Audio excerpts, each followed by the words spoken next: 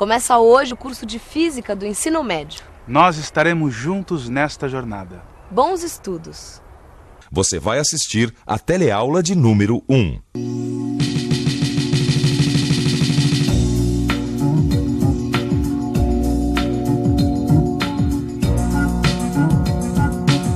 Por que as coisas caem?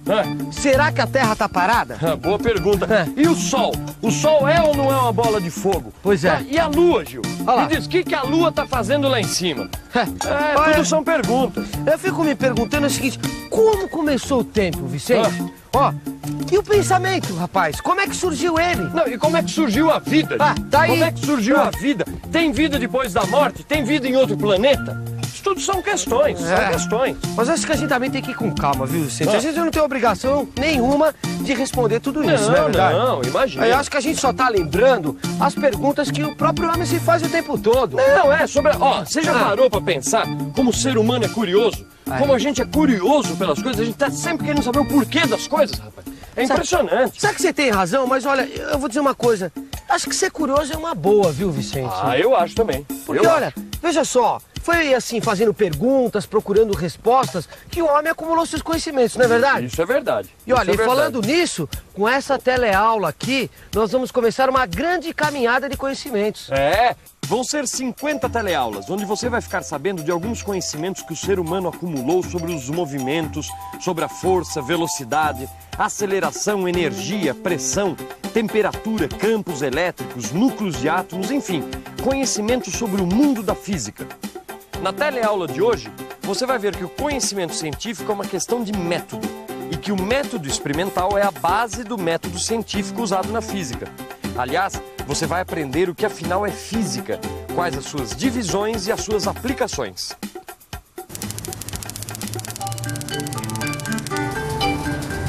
Oi, você já me conhece, eu sou a Maristela, aquela que trabalha de dia e estuda à noite, por isso não tem tempo a perder. Pois agora eu consegui unir o útil ao agradável. Eu nunca disse, mas o que eu estudo à noite é física. E eu escolhi um trabalho que tem tudo a ver com o que eu gosto. Eu estou trabalhando de monitora aqui na Estação Ciência, um lugar destinado a incentivar o gosto pela ciência, principalmente entre crianças e estudantes. Você já reparou que existem respostas e respostas? Na verdade, a resposta depende da forma, quer dizer, do método que você usa para responder uma pergunta. Existem métodos que permitem conhecer melhor o mundo que nos cerca. Outros já criam ilusões. Quer ver? Escuta só o que está escrito nesse horóscopo.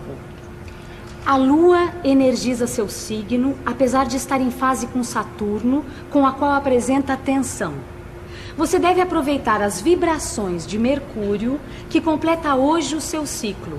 Assim, curta hoje os seus amigos. Número de sorte, 23. Você reparou como o horóscopo usa palavras que parecem científicas? Olha só, energizar, tensão, vibração, fase. Mas será que a gente pode acreditar em tudo isso que está escrito aqui?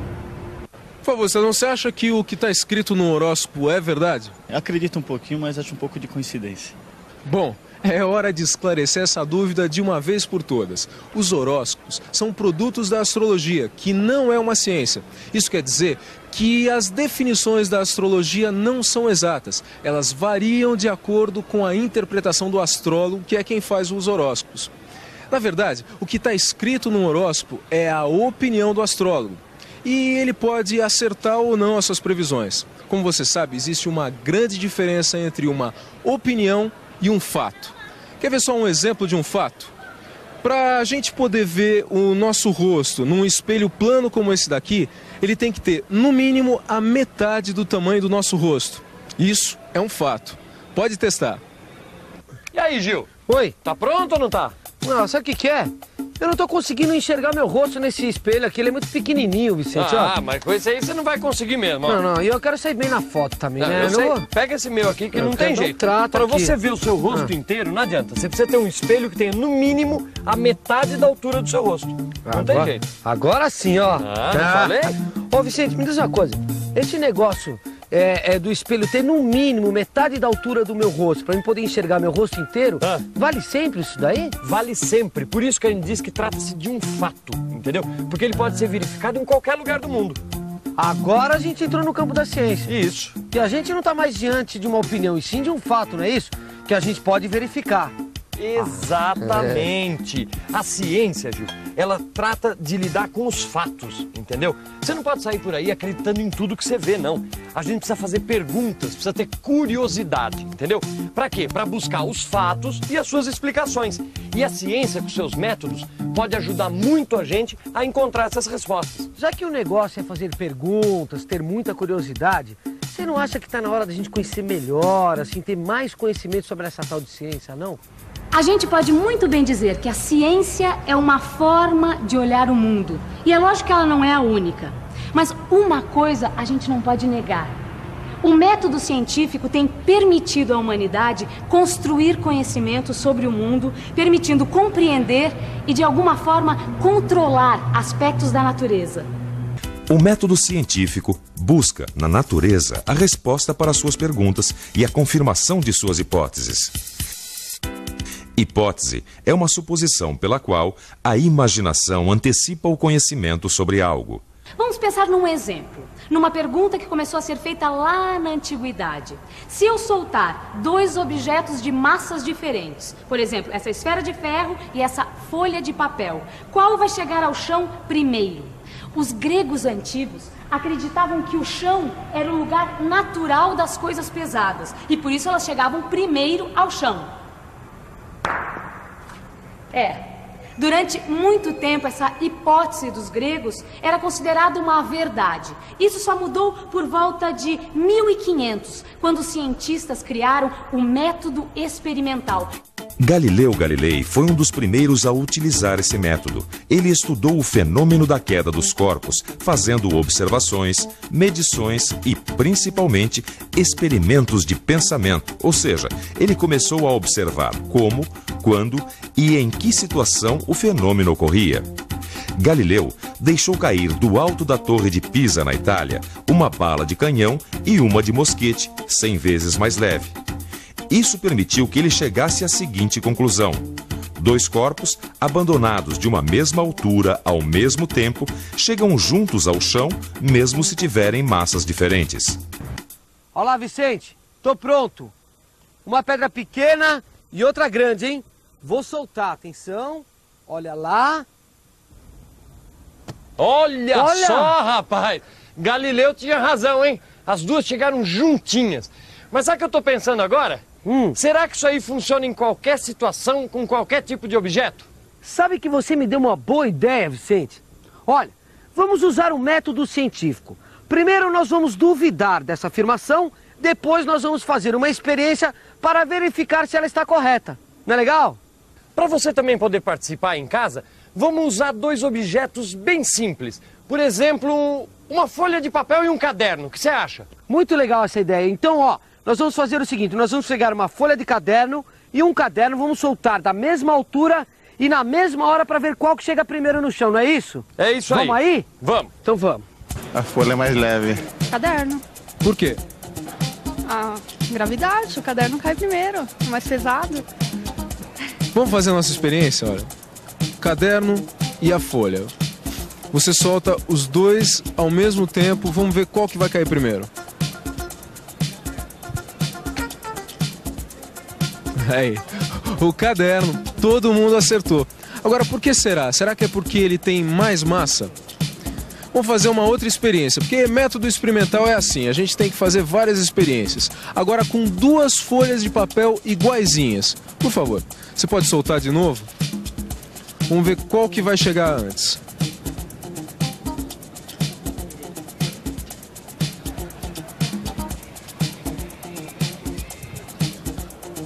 Olha só, a gente realizou essa experiência várias vezes. Ora chegou uma folha antes, ora chegou a outra, às vezes chegaram as duas folhas juntinhas. Ou seja, a gente não pode afirmar com antecedência qual das duas folhas vai chegar antes no chão. Curioso, não é mesmo? Agora, por que será que dois corpos com a mesma massa não caem ao mesmo tempo? Será que alguém tem alguma hipótese para explicar esse fato? Olha, minha hipótese é a influência do ar nas folhas que fazem com que elas não caiam ao mesmo tempo no chão. Não é isso mesmo? O ar interfere na queda dos corpos. Essa é uma boa hipótese e merece ser testada. Então, vamos continuar usando o método experimental. Vamos fazer outra experiência. Eu tenho aqui 2 folhas iguaizinhas. Eu vou amassar uma delas até transformá-la numa bolinha. Então, vamos repetir a experiência. Qual cai mais rápido? Viu só? A folha amassada cai em linha reta, sem ser segurada pelo ar. Então nós podemos diminuir a influência do ar na queda dos corpos? Se você pensou numa nova experiência, acertou.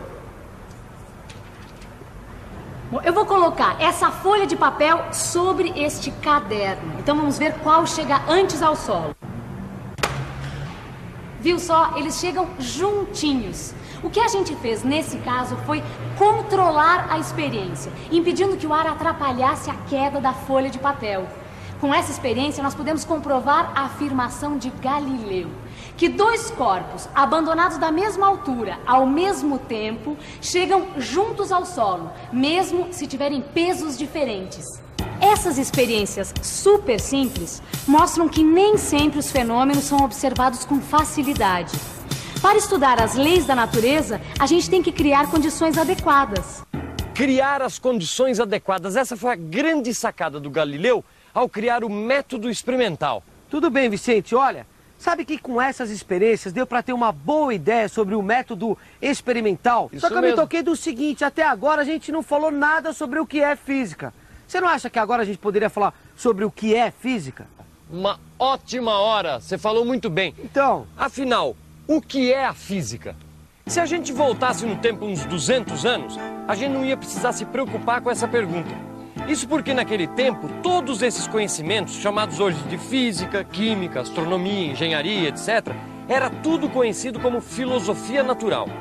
Só que as informações sobre a natureza e as coisas construídas pelo homem aumentaram de tal maneira que foi necessário dividir o conhecimento em várias ciências. A invenção da máquina a vapor e as descobertas sobre a eletricidade fizeram surgir pessoas interessadas em aplicações práticas do conhecimento científico.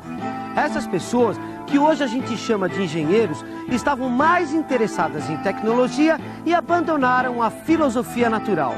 Você reparou a quantidade de assuntos tratados pela física?